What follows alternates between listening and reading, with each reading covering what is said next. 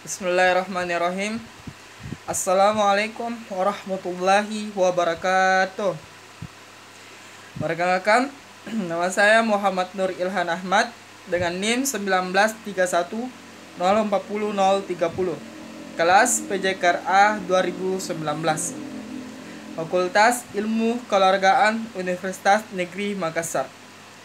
Baik, pada kali ini saya akan mempresentasikan hasil PowerPoint saya yang berjudul Komunikasi Olahraga dalam salah satu tugas mata kuliah saya, yaitu Psikologi Olahraga, oleh dosen pengampu Dr. Ahmad Adil MPD. Untuk itu saya buka dengan ucapan basmalah. Bismillahirrahmanirrahim.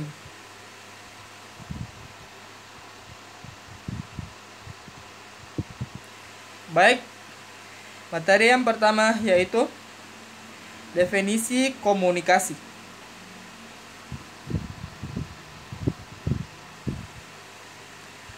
Istilah komunikasi berasal dari bahasa Latin, yaitu communicatio, yang berarti pemberitahuan atau pertukaran. Kata sifatnya komunis yang bermakna umum atau bersama-sama.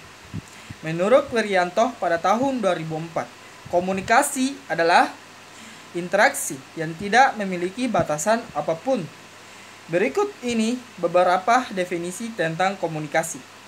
1. Menurut Aloh Liliweri pada tahun 2002, mendefinisikan komunikasi merupakan suatu proses, suatu aktivitas simbolis dan pertukaran makna antar manusia. 2. Menurut Jowett dan Lavallee pada tahun 2007, communication is a process for achieving shared knowledge and mutual understanding, yang artinya komunikasi adalah proses untuk memperoleh pengetahuan bersama-sama. 3. West dan Turner pada tahun 2008 mendefinisikan komunikasi adalah proses sosial di mana individu-individu menggunakan simbol-simbol untuk menciptakan dan menginterpretasikan makna dalam lingkungannya. 4. Menurut Burton pada tahun 2008, communication is the art of expression or transmitting idea, information, knowledge, thought, and feeling as well as understanding what is expressed by others. Artinya, komunikasi adalah tindakan mengekspresikan atau mentransmisikan gagasan, informasi, pengetahuan, pemikiran, dan perasaan, serta memahami apa yang diungkapkan oleh orang lain.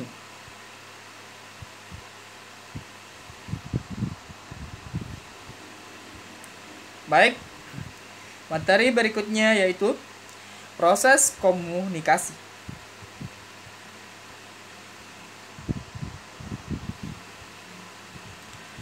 Komunikasi adalah suatu proses. Proses komunikasi dapat diartikan sebagai transfer informasi atau pesan dari pengirim pesan sebagai komunikator dan kepada penerima sebagai komunikas. Semua komunikasi satu arah mengikuti proses dasar yang sama. Sebagai langkah pertama, satu orang memutuskan untuk mengirim pesan ke lain, maka pengirim menerjemahkan pikiran ke dalam pesan. Sebagai langkah ketiga, pesan tersebut akan disalurkan, biasanya melalui kata-kata yang diucapkan, tapi kadang melalui cara nonverbal seperti bahasa isyarat ke penerima. Selanjutnya, penerima menafsirkan pesan. Akhirnya, penerima berpikir tentang pesan dan merespon secara internal. Dengan menjadi tertarik, marah, atau merasa lega, secara singkat proses komunikasi berlangsung kontinu atau berlanjut dari saat menciptakan informasi sampai dipahami oleh komunikan.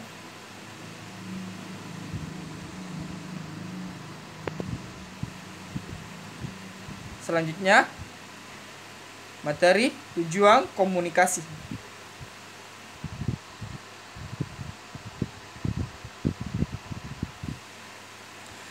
Tujuan komunikasi menjelaskan bahwa proses komunikasi secara spesifik mempelajari atau mengarahkan sesuatu, mempengaruhi perilaku seseorang, mengungkapkan perasaan, menjelaskan perilaku sendiri atau perilaku orang lain, berhubungan dengan orang lain, menyelesaikan sebuah masalah, dan menyampaikan sebuah tujuan. Secara singkat, dalam proses komunikasi tersebut bertujuan untuk mencapai saling pengertian atau mutual understanding antara kedua belah pihak yang terlibat dalam proses komunikasi. Sedangkan dalam olahraga juga bervariasi. Sebagai contoh, ada kemungkinan untuk membujuk seseorang agar mau menurunkan berat badan. Untuk mengevaluasi seberapa baik prestasi yang sudah dicapai, untuk menginformasikan kepada olahraga bagaimana cara melakukan keterampilan baru dalam bermain voli, kemudian untuk menangani konflik antara dua pemain dalam tim, dan komunikasi dapat menggabungkan beberapa tujuan sekaligus. Artinya, kemampuan berkomunikasi merupakan salah satu prediktor terbaik dalam keberhasilan pembinaan.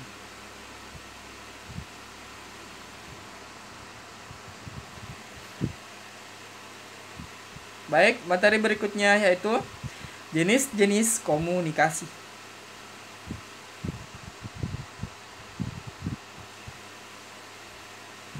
Komunikasi dibagi menjadi dua cara dasar, yaitu interpersonali dan intrapersonali. Biasanya ketika berbicara tentang komunikasi interpersonali, artinya komunikasi yang melibatkan paling sedikit dua orang dan adanya pertukaran yang bermakna. Pengirim bermaksud untuk mempengaruhi tanggapan dari orang tertentu dan pesan dapat diterima oleh orang lain. Sedangkan komunikasi intrapersonal adalah komunikasi dengan diri sendiri. Hal ini merupakan dialog batin dan hal ini sangat penting. Apa yang dikatakan kepada diri sendiri biasanya membantu bentuk dan memprediksi bagaimana bertindak dan melakukan sesuatu. Serta juga dapat mempengaruhi motivasi seseorang. Seperti contohnya, jika seseorang mencoba untuk menurunkan berat badan dan mengatakan kepada dirinya sendiri bahwa dia kelihatan lebih ramping dan merasa baik.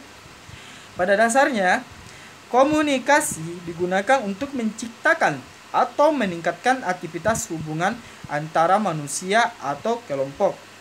Jenis komunikasi terdiri dari dua, yaitu satu, komunikasi verbal atau dengan kata-kata.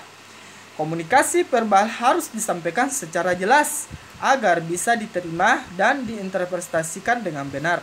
Dampak pesan akan bergantung pada siapa yang menerima dan apa yang mau diambil dalam waktu itu. Pada dasarnya, penyampaian pesan harus memilih waktu dan tempat yang tepat untuk menyampaikan komunikasi. Hal negatifnya seperti kerusakan terjadi karena pesan yang dikirim tidak efektif, tidak diterima, atau disalah tafsirkan, dan kadang-kadang hanya masalah kurangnya kepercayaan.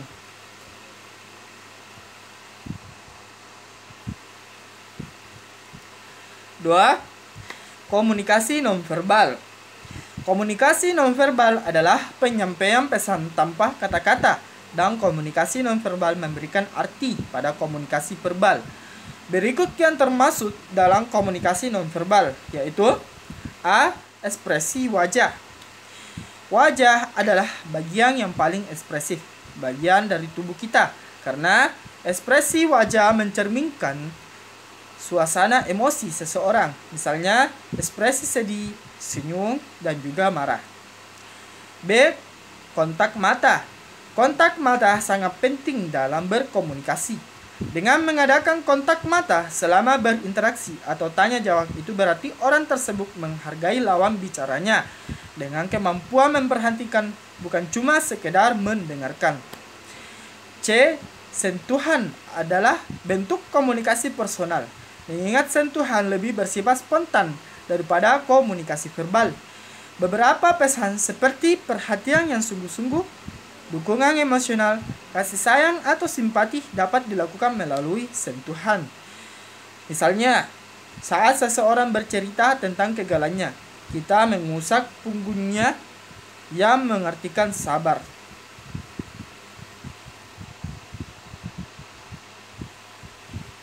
Baik, materi selanjutnya yaitu bentuk-bentuk komunikasi.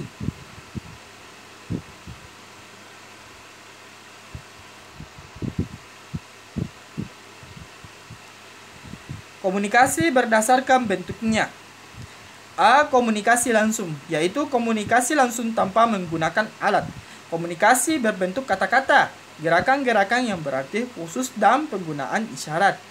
B. Komunikasi tidak langsung, biasanya menggunakan alat atau mekanisme untuk melipat gandakan jumlah penerima-penerima pesan ataupun untuk menghadapi hambatan geografis dan waktu. Baik, materi berikutnya yaitu gangguan komunikasi.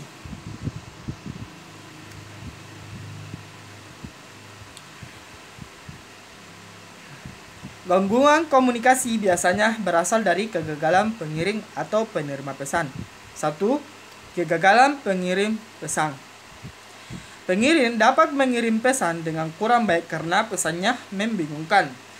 Pesan yang tidak konsisten juga menyebabkan kegagalan komunikasi tersebut. Pertemuan-pertemuan ini harus dijadwalkan secara reguler. Jangan menunggu masalah terlihat sebelum bertemu. Harus berfokus pada kesulitan-kesulitan ting dan harus memberikan pengkajian konstruktif terhadap situasi tersebut. 2. Kegagalan penerima pesan. Penerima dan juga pengirim pesan dapat berkontribusi terhadap miscommunication. Terlepas dari salah satu menginterpretasikan pesan, penerima menyebabkan berbagai masalah ketika gagal mendengar. 3. Memperbaiki komunikasi. Komunikasi dapat diperbaiki walaupun ada kendala-kendala tertentu terhadap komunikasi yang efektif, yakni melalui latihan dan perhatian aktif. Baik, itulah hasil PowerPoint yang dapat saya sampaikan dan juga saya paparkan. Semoga bermanfaat untuk kita semua. Dan saya tutup dengan ucapan hamdalah. Alhamdulillahirabbil alamin. Kurang dan lebihnya tolong dimaafkan. Wabillahi wa taufiq hidayah. Wassalamualaikum warahmatullahi wabarakatuh. Salam olahraga.